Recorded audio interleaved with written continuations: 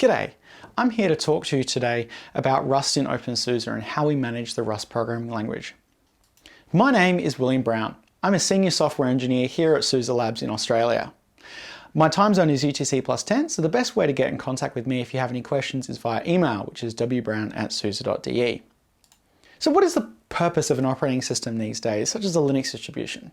Well, it's to give you a platform to run applications on, and for us, in a way, to distribute applications to you. And it's really important for us to give you, well-tested and secure applications so that you can have something that you can rely on for your work every day. That's our job. And how do we get these to you? Well, we split everything up into packages and we ship them off to you. These packages can be anything from Firefox to LS. These package managers, of course, have evolved over time, like everything to do with technology. See, C was the programming language of choice for developing operating systems in the past, and to start with, these were all statically linked applications like LS and grep. But as C evolved, statically linking turned into dynamic linking. This was because space, such as hard drive space or RAM, was at a primary, and so by having dynamic libraries, you saved on the amount of resources that your program was consuming. But C as a language is fragile, and these dynamic links are very fragile. They make a weak promise as to what is exposed by any library. And these promises can be easily broken, which can cause applications to crash or other random behaviors to occur, which is not a very good experience for you as a user. So our package managers evolved side by side with C to be able to help resolve this. And so our package managers, we split every library into its own package and then we give them versions. And our package managers do version resolution in order to make sure that all of the pieces will fit together. Linux distribution package managers really are the C language manager in a way. And of course, because of this, fragility, this also led to a culture of risk aversion and change aversion. So we don't want to be updating C libraries through major versions because we might break something. And of course, when we factor in also just, C as a programming language has tends to promote having a lot of vulnerabilities. 70% of security defects are because of memory unsafety issues. And this was reported by both Microsoft and Google. And because of the fact that the C programming language has this tendency to be insecure, when you combine this with the version and change aversion that exists because of the fragility of C libraries, this makes for a community culture where patching and backporting things and keeping a single version of an application alive for a long time was, the way that things were done. And our Linux distribution package managers have really evolved hand in hand with these ideals. Other languages, however, have evolved since C though. These are things like Rust, Go, Python, Ruby, and all of these have learnt their own individual and unique lessons from the past. Static linking, for example, is back, and this is because, space, like hard drive space, is less of a resource limit today. And languages like Rust especially have their own built-in library and resolution manager to make sure that everything works. Of course, these communities are also extremely online. And because they're extremely online, they tend to update all the time, and these communities don't tend to backport and patch. They'll update their libraries and expect their consumers to also be updating frequently as well. And this is possible because of that really nice strong type system, but also the fact that the compile time checks that are performed means that we can have a lot more assertions about the fact that our applications will or won't build before we even get them shipped via a package onto a consumer's machine.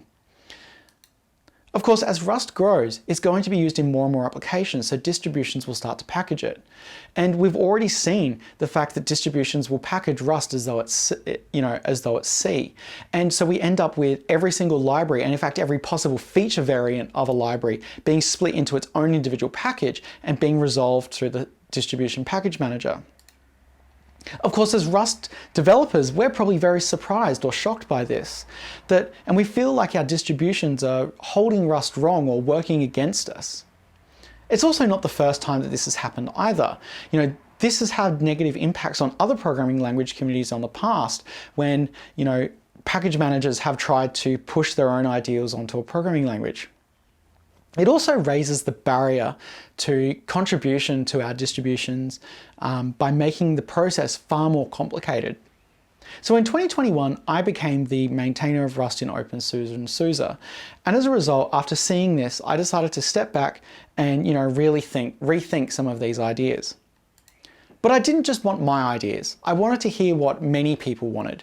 And so I ran a survey for users and to get their feedback about what they wanted. And it was really fantastic to see how many people actually contributed to and responded to this survey. Not just from OpenSUSE or Linux distributions, but Mac users and Windows users as well. And it's so good to have all of their inputs so that we can create a more consistent experience across different operating systems, giving you more choice.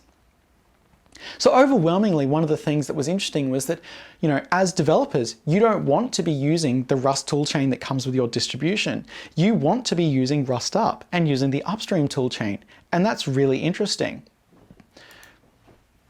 But what about libraries? When you're building an application and you're developing something, where do you want to be getting your libraries from? Well, you overwhelmingly want to be getting things from crates.io, and this applies to both packaged applications and applications running in containers or in your own private business context or private usage.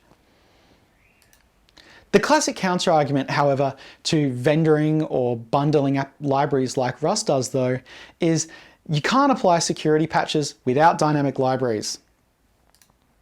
But again, this argument, comes back to what we were talking about before, where 70% of those defects are because of memory unsafety. It assumes a high number of security issues in the first place, which Rust eliminates a lot of these, not all, but a lot, just through the way that it is a memory-safe language. And this is fantastic because it already shifted the bar much higher. We also have a really security-aware community, and it's a testament to the Rust community and the people watching this talk is how engaged you are with security. 80% of respondents indicated that they were using cargo order or cargo outdated to make sure that all of their libraries were continually being updated and secured. Of course, we as a distribution also need to be able to respond to security issues. And when we're vendoring our libraries in, we actually need to be able to go through those. So we can take our RPMs and what we've been distributing in the past, we can unpack them and scan them with tools like Cargo Audit, the same tools that you're using. And when we detect a security issue, we can actually then go through and re-vendor and update our libraries in order to resolve those security problems. We can also work through with this process to make sure that we can target specific RustSec IDs in case there is a high, security incident that we need to respond to rapidly. But it takes a long time to rebuild. It's a waste of time and CPU, and it's slow. You're having to rebuild all these vended applications all the time. Well, yes, it might be, but how about we address the reasons why it's slow instead of, making excuses? First, there are less security issues in Rust as already mentioned, which means that there's going to be less time spent patching, less time spent backporting, less time rebuilding, and that means more time for doing the things that you love. And of course, the second issue being, if Rust compile times are slow, well, let's speed that up.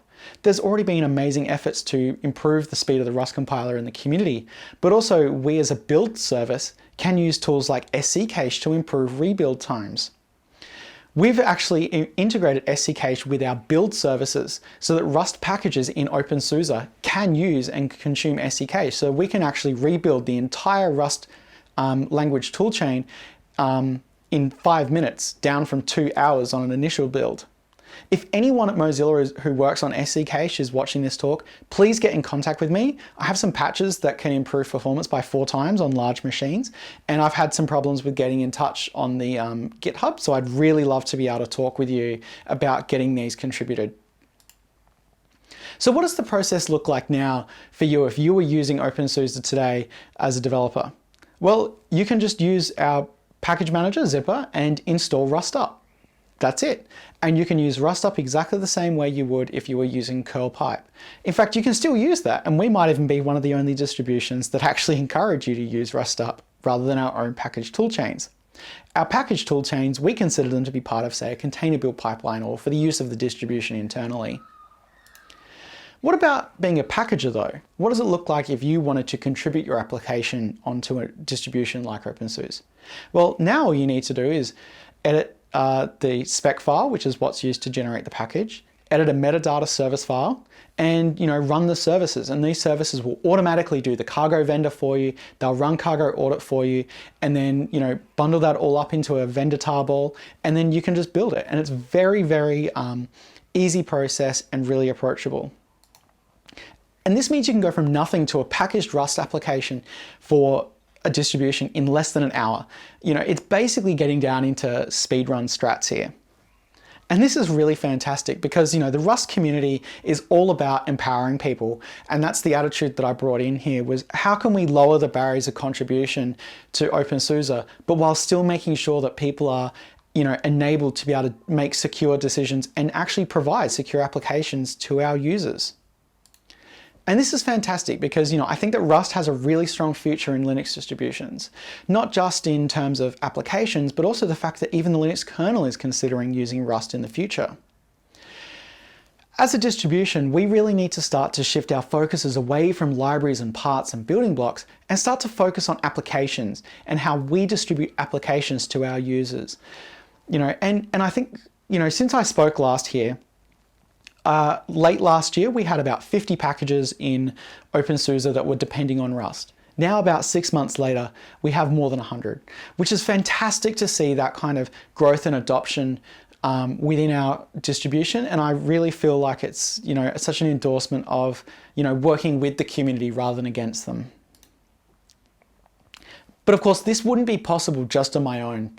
There are so many people that have helped to support me with this process. So I really want to thank Luke Jones for trusting me to take over Rust in OpenSUSE, Jim McDonough for his support as my manager, Alberto Planaz Dominguez and Martin Searinghouse for helping with Rust ownership inside of SUSE, Perry Bolton for her assistance with creating the Rust OpenSUSE survey, Johannes Segitz and Matthias Gersner for, from SUSE Product Security, who helped review all of these processes and make sure that what we were doing was actually going to be something that we could, trust and secure and, really endorse and stand behind.